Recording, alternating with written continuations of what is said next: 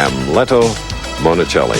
While we have a moment here in Peoria, let's go up close and personal with this 27-year-old professional from South America, Monacelli.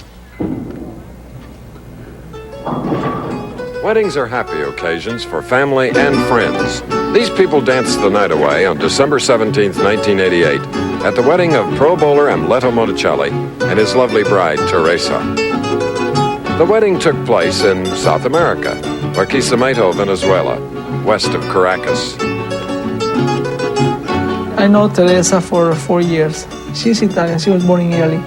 She moved in Venezuela when she was like 2 years old. So, she's more like, she's like me. I was born in Venezuela and my parents from Italy too. They're really happy with her. One thing that was very important to me for a girl was she could understand what I was doing. I think it's going to be better for me because I have somebody that I trust and talk to when I don't feel good or when I feel good. So I think it's going to be great. His brother Rodolfo's just starting out on the tour. Amleto's setting a good example. As for his own wishes, first wish would be really happy with my wife and be with her forever. My second wish is be on the top of my performance in bowling forever too, until I can do it. At least until 40. Amleto Monacelli, well respected. Time now to Ask Bo, a question and an answer. Nelson? Thank you, Chris. And this week's Ask Bo comes from Garland Jeter of Arlington, Texas. And he says, Bo, the pro bowlers are allowed 3 re-racks on television. How about amateurs? Are they allowed re-racks during league competition? Well, the rule is very simple. The pros are only allowed 3. Amateurs are allowed an unlimited amount of re-racks. And, Chris, I believe that really re-racks should be eliminated from the game. The pros don't need re-racks. The pins are on spot. And unless a pin falls over, shoot whatever's standing. And I'd like to see the American Bowling Congress change that rule. If you have an Ask Bo question, write me at this address. Okay.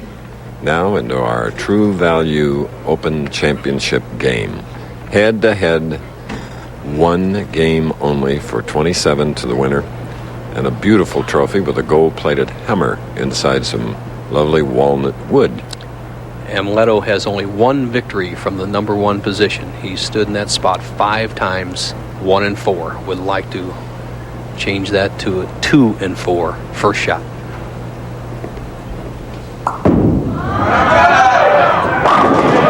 the man who was on our telecast 2 weeks ago at the Bowlers Journal Florida Open, he finished 4th. Now, Wayne Webb, who defeated Mike Albee 236 to 176. Looking for his first win in 4 years. All right. It's amazing how the Professional Bowlers Tour educates a player. 10 years ago, Wayne Webb came out with as much power as you would see in any player that I've ever seen hit the PBA Tour. And today, after 10 years' experience, he's cut that ball down to a happy medium. He has the accuracy that is necessary to be a dominant player and a nice, subtle power that keeps the pins under control.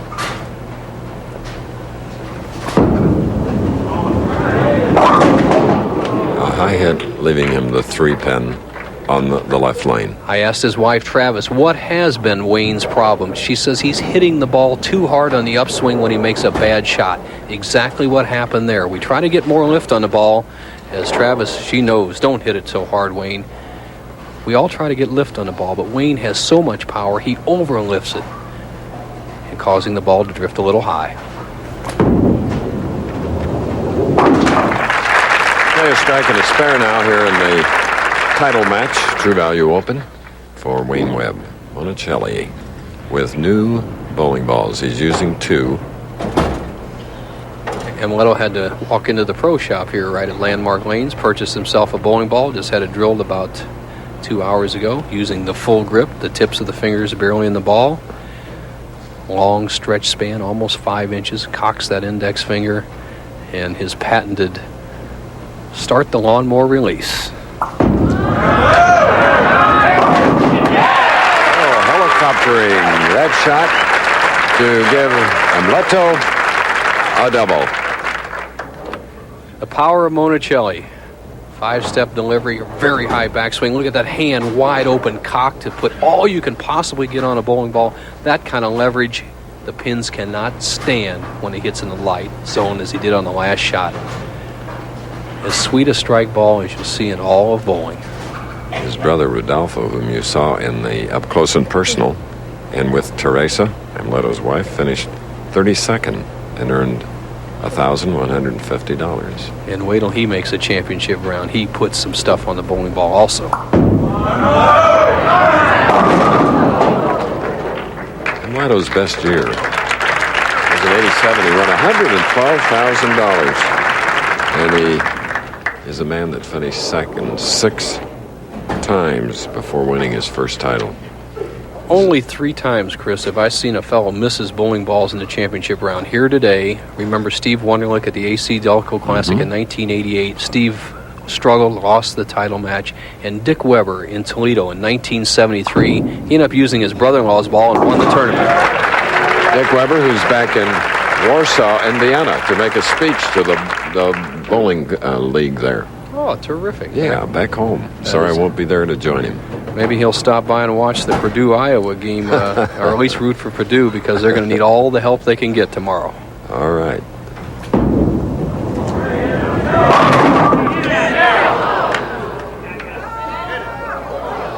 So it's a 10-pin for Wayne Webb, and again, off comes the wrist brace, or whatever you call it.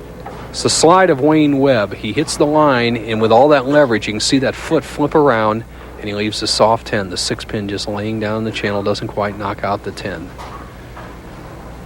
Cross lane. All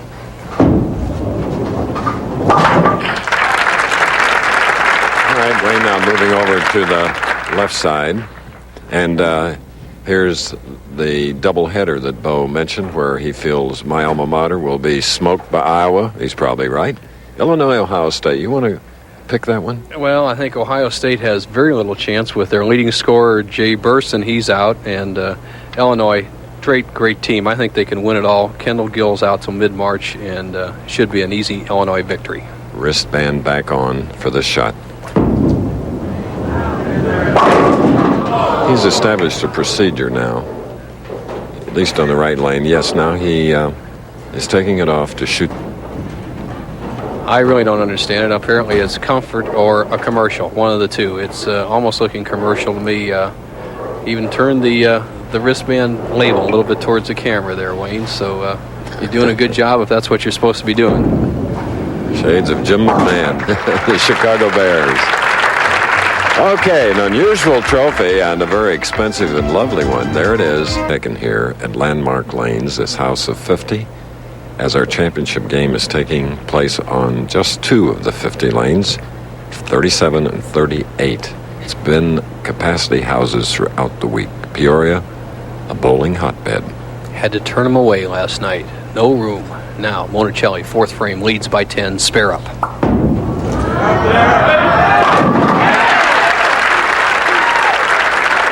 3 strikes and 4 frames for the man looking for his 3rd title. Won the 1988 Showboat, 1987 Japan Cup.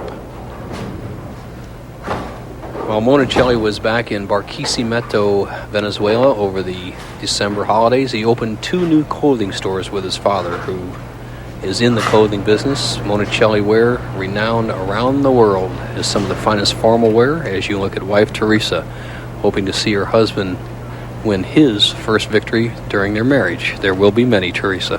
This guy has got it.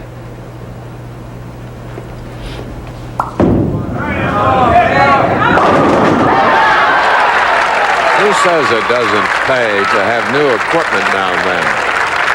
Well, that's the story here. Monacelli without his 2 regular bowling balls, and I'd say doing quite well.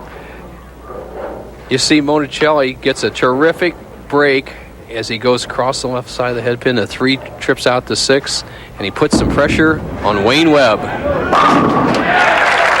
Only Wayne's 2nd strike in 5 frames in his victory over Mike Albee. He had 7 strikes to shoot a 236 to Albee's 176.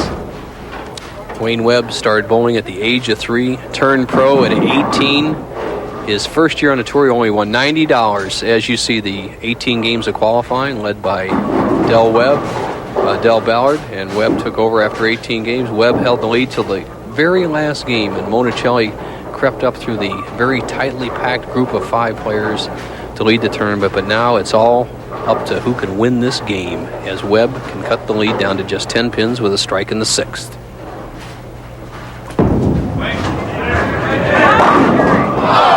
And here in Peoria, a 10-pin for Webb. Peoria named for Native American tribe that roamed these beautiful countryside years ago, and the economy is great here now again, Bo.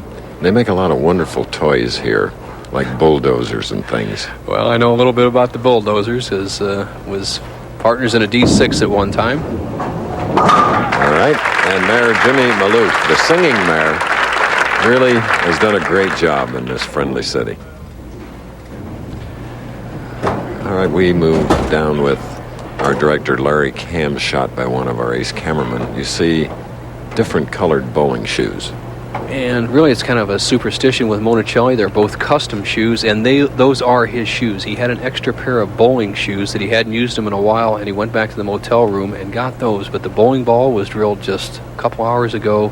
He's a little bit unfamiliar with it, but he has the lead by 20. And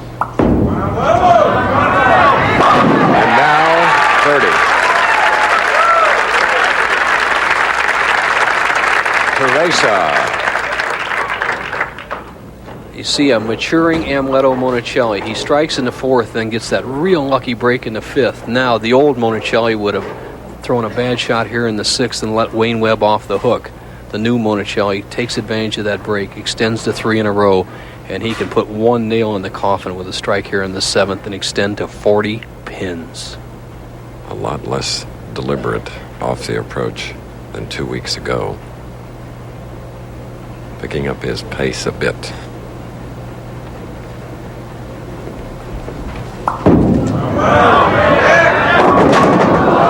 Just did not come into the pocket.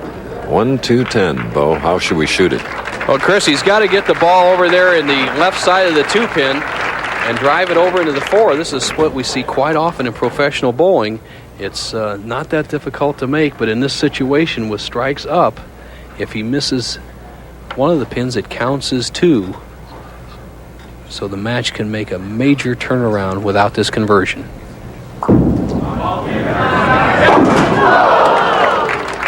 Put Wayne Webb back in the match as Monacelli opens here in the 7th frame. And the match went from a commanding lead to down to just 15 pins. Webb can start to close the margin.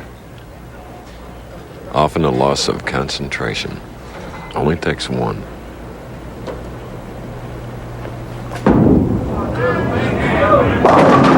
And like the 16-time winner that he is, he jumps on it.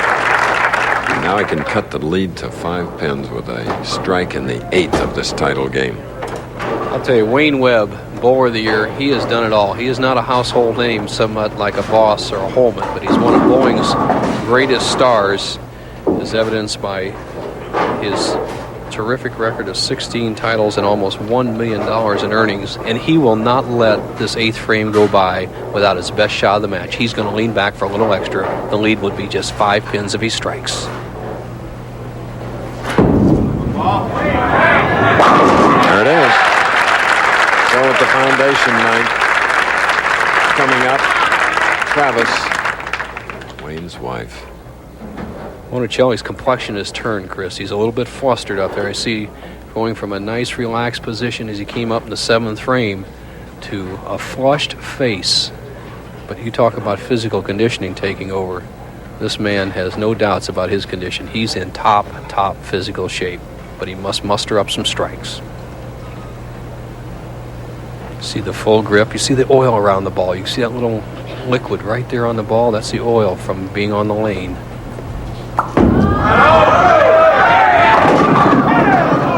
Didn't get the 2.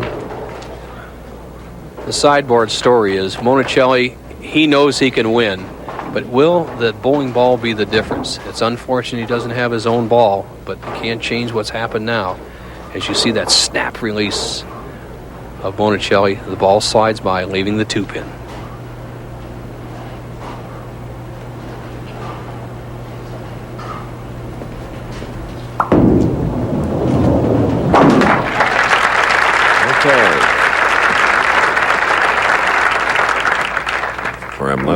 25th television final. Second here in 1989.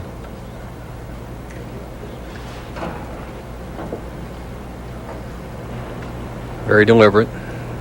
Wipes all the oil or conditioner off the ball. And the reason you do that is you don't want any extra oil on the ball. You've learned to play the lanes, read a shot with the ball clean, the surface clean. So you don't want any from the previous shot on there. It's a good habit to wipe it off.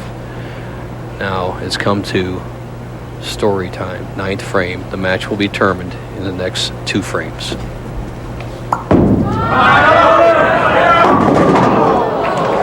Did not come up, just slid by. No chance. It's not getting the normal Amleto Monacelli turn and power on the ball, and the ball is not breaking near what it should be. Once he gets a difficult spare to convert. The 1, 2, 8, 10. Need to get the ball over here left of the head pin. Drive the head pin over into the 10 pin. We've seen that shot converted once today. Monacelli needs it right here to stay in the lead.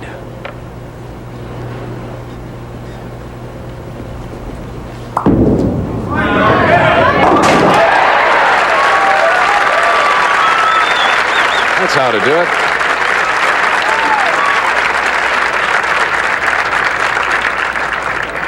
Super shot. He gets that ball left of the head pin, drives the head into the 10 pin. He's still back in the match. It's up for grabs. Now Webb up, can take the lead for the first time. 9th frame.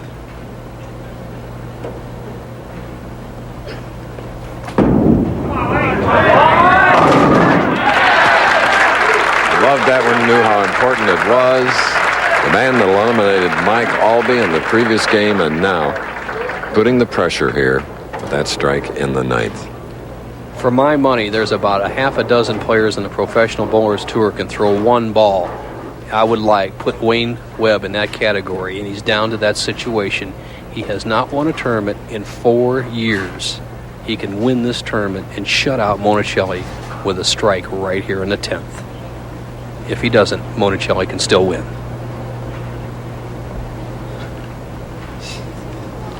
Chris, we saw that happen once before. Now, Wayne is a very short guy. He's got a very small hand and grip. And what happens, he usually uses a little rosin in the thumb hole, and he didn't have it. His thumb slipped out as he started, and he wisely stopped. And each time he's looked back at this lady, his wife, Travis. Well, Travis says, throw a strike, honey. We need this one. This is for the win.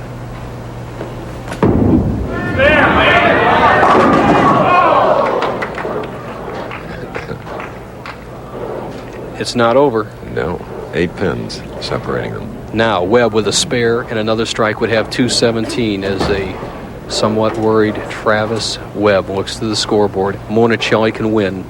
The match can still end up in a tie.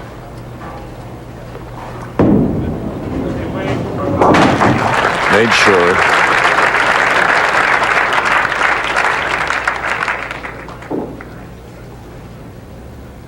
It's a tough way to make a living, Bo. Oh, it's so definitive, but yet it's a wonderful way to make a living, Chris, because you don't worry about another guy fumbling a ball or somebody dropping a throw over to first base. It's all you. Monacelli, he knows he must throw at least 2 strikes. Webb trying to do the best he can and finish with 217. 216. Leaving a single pin, 216. After he'd strung 3, 7, 8, 9. So right now we're having a re-rack on the right lane requested by Monacelli, Bud Light Ironman, Triathlon World Championship, and Ice Sculptors on Wide World following immediately. And watch the women in the Ironman, Chris. They've come so far that the women this year are doing times similar to the men 2 years ago. Okay, you watch them, and I'm going to watch Katarina Witt, the great gold medal figure skater. All right, and Monacelli would be happy to watch Wide World also, but he needs 2 strikes to make it even a happier situation. He must strike on this shot to win the tournament. High hit, a 3 pin, and Wayne Webb has broken a drought. Almost disbelief, great pressure, great relief for this 31-year-old, originally from Rehoboth, Massachusetts, hugging Tracy in victory.